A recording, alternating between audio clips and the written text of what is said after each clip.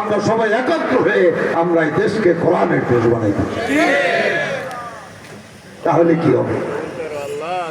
আল্লাহ আকাশের বরকতের দরজা খুলে দেবেন, জমিনের বরকতের দরজা খুলে দেবেন, আমার আপনার জিন্দেগি সোনার হয়ে যাবে, মানুষগুলি সব ভালো হয়ে যাবে। ভালো করতে আইন লাগবে না। আপনারা অনেকে আশ্চর্য হন, এত খারাপ দেয়াটা কেমনে ভালো হয়? আচ্ছা, উদাহরণ নেন, মসজিদের মধ্যে কোন মানুষ ঢুকে কি বিড়ি সিগারেট খায়? যারা বিড়ি সিগারেট অভ্যস্ত তারাও মসজিদে খায় না। কেন খায় না? এই পরিবেশ, মসজিদের পরিবেশ বিড়ি সিগারেট খেতে বাধা দেয়। মসজিদে ঢুকে কেউ মদ খায়, ফেন্সিডিল খায়, অনিসলামিক কোন কার্যক্রম, অমানবিক অনৈতিক কোন কাজ মসজিদের মধ্যে কেউ করে? কেন করে না? মসজিদের পরিবেশ তাকে বাধা দেয়। কোরআনের রাষ্ট্র প্রতিষ্ঠা হলে সারা দেশটাই মসজিদের পরিবেশ হয়ে যাবে। সেখানে মানুষের মন মানসিকতা তখন নৈতিকতায় ভরপুর। আর যারা এরপরে অন্যায় করবে, কেসাসের আয়াত আছে, বিচারের আয়াত আছে, সেই আয়াত দ্বারা দুই একটা বিচার করলেই হয়ে যাবে। সেই আয়াতগুলি আল্লাহ বিচারের জন্য নাযিল করেছেন, পড়ার জন্য না। শুনে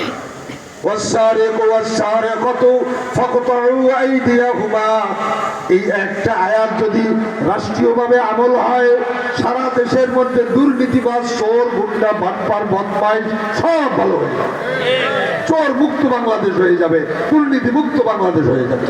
একটা আয়াত মাত্র লাগবে। কি বিশ্বাস হয়? এই আয়াতটা সারা জীবন পড়ছি, পড়াইছি, সব হয়েছে, কিন্তু আয়াতটা আমল আমরা কেউ করতে পারবো না যতদিন ইসলামের কোরআনের রাষ্ট্র না। ঠিক কি না? আল্লাহ কি আয়াত পড়ার জন্যই নাযিল করছে? কিসের জন্য? বাস্তবায়নের জন্য। বাস্তবায়নের জন্য রাষ্ট্র লাগবে। রাষ্ট্র ছাড়া বাস্তবায়ন সম্ভব নয়। আর বাস্তবায়ন না হলে চোর মুক্ত বাংলাদেশ হবে না। বাংলাদেশ তো সুরের খনি।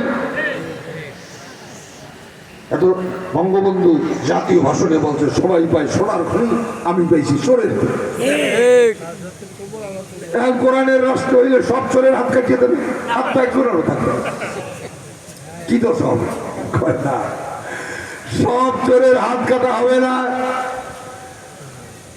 ইসলামের বিধান অমানবিক নয়। যেই চোর চুরির অপরাধে ধরা পড়েছে, তথ্য প্রমাণে প্রমাণিত হয়েছে, কেন চুরি করলো? অভাবে না স্বভাবে? দেখা গেল সে অভাবে চুরি করেছে, তার হাত তো কাটা হবেই না, বরং তার কর্মসংস্থানের ব্যবস্থা রাষ্ট্র করে দেবে। চুরি আর করা লাগবে। আর যদি দেখা গেল তার কোনো অভাব নাই, কোনো অভাব নাই, স্বভাবের দোষ। কিসের দোষ? এমপিরা যে চুরি করে, মন্ত্রীরা যে চুরি করে, চেয়ারম্যান মেম্বাররা যে গম চুরি করে, একই অভাবে করে? এই সব স্বভাবের চোর। এই স্বভাবের চোরদের দুই চারটার হাত কেটে দিলে সব চোর ভালো হয়ে যায়। চোর মুক্ত বাংলাদেশ। নারী ধর্ষণ, নারী নির্যাতন এক আয়াত বাস্তবায়ন করলে এদেশের নারী নির্যাতন, নারী ধর্ষণ সব বন্ধ হয়ে যাবে। আয-যানিয়াতু ওয়াজ-যানি ফাজলিদু কুল্লা ওয়াহিদিন মিনহুমা। আছে কোন শিবু? আছে। এই আয়াত আমল করছেন? করতে পারবেন? রাষ্ট্র ছাড়া হবে। এই আয়াত আমল করলে, বাস্তবায়ন করলে নারী ধর্ষণ থাকবে না, নারী নির্যাতন থাকবে না, নারীরা তাদের সতীত্ব, সম্বরণ, মর্যাদা নিয়ে তারা সমাজে চলবে। তাহলে এটা লাগবে না? লাগবে। এই সারা যত আইন করেন, যত যা কিছু করেন, চোর, এই ধর্ষণ, এটা মুক্ত বাংলাদেশ বানাইতে কেউ পারে না, কিয়ামত পর্যন্ত পারবে না।